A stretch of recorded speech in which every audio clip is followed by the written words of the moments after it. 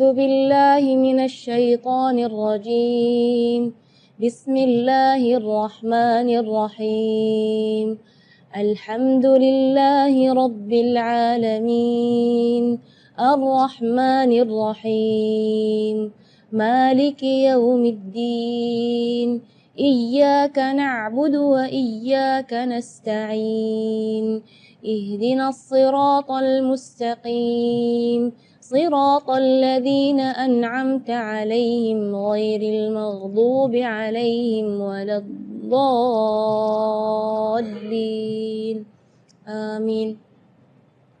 Kita mulai dari ayat pertama, mungkin dari basmalah dulu ya. Bismillahirrahmanirrahim.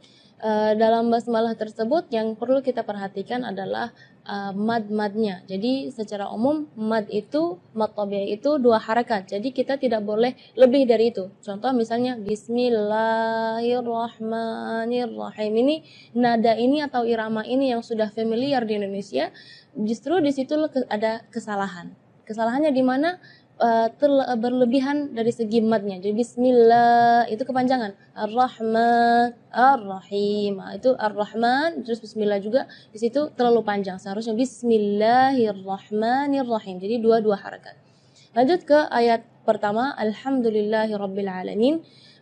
Di ayat yang pertama ini Kanabila ingin menekankan huruf-huruf yang sukun seharusnya tidak kita berikan qalqalah. Misalnya alhamdu, jangan ala.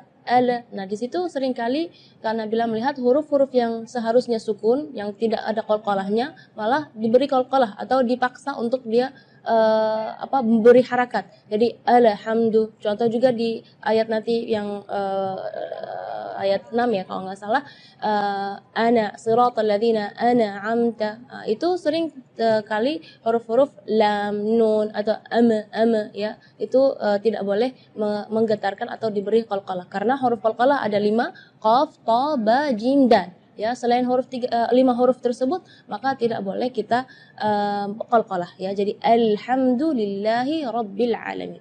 Terus ayat berikutnya Ar-Rahmanir Rahim, sama seperti surat di basmalah tadi, tidak boleh lebih madnya dari 2 harakat. Ar-Rahmanir Rahim itu tidak boleh. Ar-Rahmanir Rahim. Terus yang berikutnya Maliki Yaumiddin, biasanya di ayat tersebut tidak ada salah, tapi karena bila di sini ingin menekankan kasrah di kalimat Maliki. Nah, itu kadang-kadang ketinggalan karena pengen buru-buru saat membaca Al-Fatihah dalam sholat, jadi Maliki Yaumiddin. Kedengarannya sukun. Maka ketika kita membaca Maliki, kita perhatikan kasrah di huruf kaf harus kasrah yang sempurna. Maliki Yaumiddin, terus Iyyaka na'budu wa iyyaka nasta'in. Di sini adalah tasydid di huruf ya di kalimat iyyaka maupun yang pertama ataupun yang kedua. Karena salah satu ulama mengatakan kalau seandainya satu tasydid pun dalam surat Al-Fatihah ketinggalan, itu maka bacaan Fatihahnya tidak sah, berarti salat kita juga tidak sah. Jadi kita perlu di sini menekankan tasydidnya pun harus kita perhatikan. Sampai subhanallah ulama menghitung tasydid dalam surat Al-Fatihah itu adalah 14 tasydid dalam surat Al-Fatihah.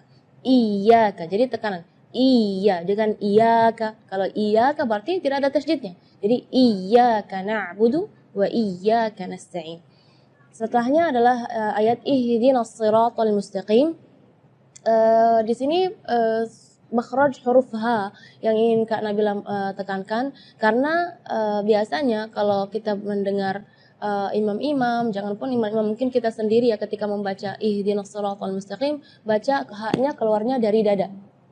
Ya, itu tidak boleh, itu keluarnya dari dada. Sedangkan makhraj huruf H itu adalah dari tenggorokan.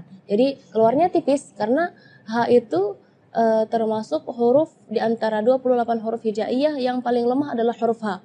Maka kita jangan berlebihan supaya huruf H itu jelas, jadi kita gitu enggak. Jadi ihdinas siratal mustaqim. Ayat berikutnya atau ayat terakhir, siratal ladzina an'amta 'alaihim ghairil maghdubi 'alaihim waladdallin. Di ayat ini yang pertama di makhraj huruf ghain ya, ghairil maghdubi ya, perlu diperhatikan bukan G, bukan huruf G ya, bukan ga, tapi gha. Jadi kalau ga itu dia makhrajnya dari lidah. Ya, tapi kalau huruf ghain itu dari bagian tenggorokan ya. Jadi dan huruf ghain ini memang termasuk huruf yang tidak ada dalam bahasa Indonesia, tapi karena insya Allah muslimah-muslimah di sini lebih semangat untuk belajar mengaji, jadi harus melafalan huruf ghainnya lebih bagus. Huruf yang terakhir yang perlu diperhatikan di ayat terakhir adalah huruf dhad ya. Huruf dhad itu memang termasuk huruf bagi orang Arab pun sulit untuk dilafal, apalagi orang Indonesia, tapi itu bukan alasan untuk kita tidak belajar memperbaiki makhraj kita.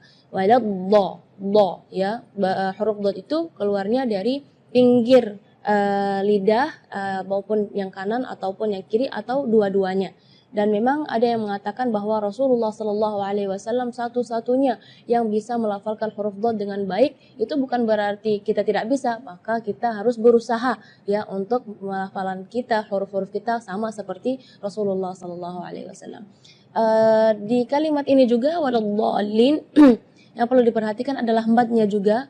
Mad di situ kita harus panjang membacanya 6 harakat karena di situ hukumnya mad lazim kalimi mutsaqqal, jadi membacanya waladhdallin 6 harakat. Terus setelah waladhdallin di situ ada huruf lam yang ada di atasnya ada tasydid. Itu seringkali ketinggalan waladhdallin. Nah, itu berarti tidak ada tasydidnya. Waladhdallin. Amin. Mudah-mudahan dengan penjelasan yang singkat ini bisa memperbaiki bacaan-bacaan muslimah-muslimah dan akhwat di sini, dan insya Allah kedepannya bisa lebih bagus lagi untuk bukan hanya untuk diri kita tapi untuk mengajar anak-anak kita supaya baca Fatihahnya lebih baik.